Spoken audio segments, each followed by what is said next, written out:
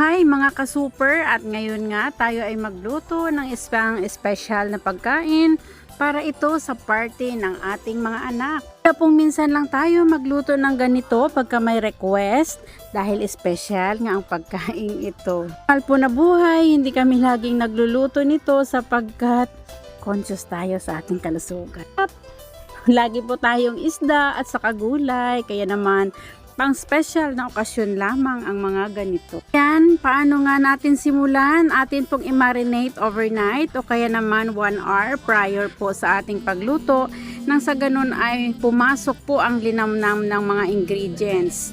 Kayo na po ang bahala kung ano po ang mas gusto nyo, kung iyan ay toyo, kalamansi o kaya naman lagyan nyo ng oyster sauce. Ito nga po ang sekreto ng inyong ka-super para po yan ay isang masarap na inihaw. Atin po yung baliktarin nang sa ganun po ay hindi masunog at kailangan lamang katamtaman po yung ating apoy.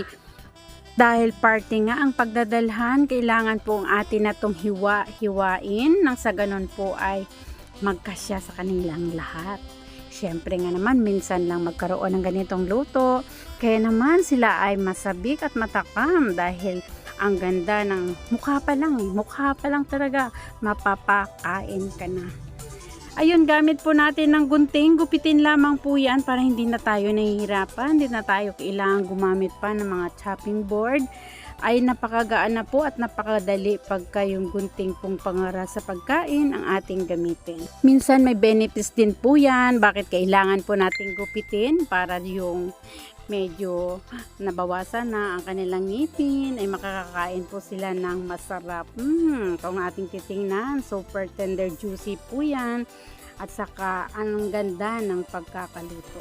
Bawat po mga menu na ating iluluto ay kanya-kanya pong estilo yan at kanya-kanya din pong pamamaraan kung paano lutuin at maging presentable po ang ating pagkain na inahanda.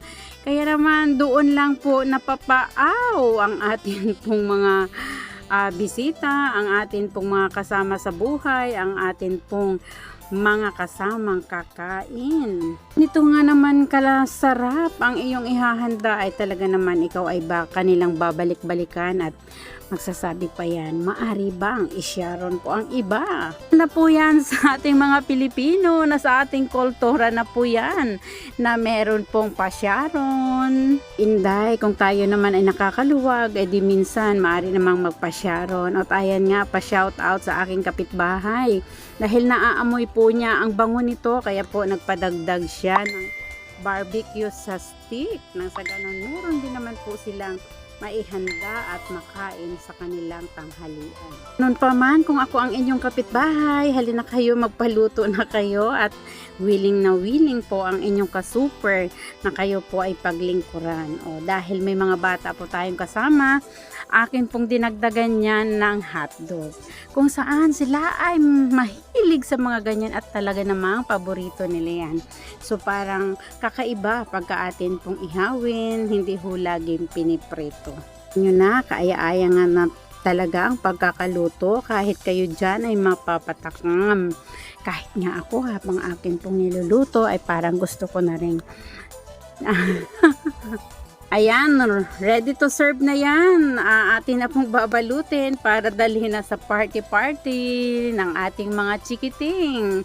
Sana po mag-enjoy kayo at mabusog kayong lahat ng espesyal na luto ng inyong ka-super tendera. At ayan nga po, dinagdagan ko ng isda ng manok para naman po sa mga conscious sa kanilang health na hindi kailangan ng pork. So bali meron tayong isda na sinaing, meron din pong bangus na boneless. Nang sa gayon ay mag-enjoy din naman ang iba na hindi po sila kumakain ng pork. Ayan na nga po, ready to serve na. And advance Merry Christmas sa inyong lahat. Nawa po ay masagana tayong lahat.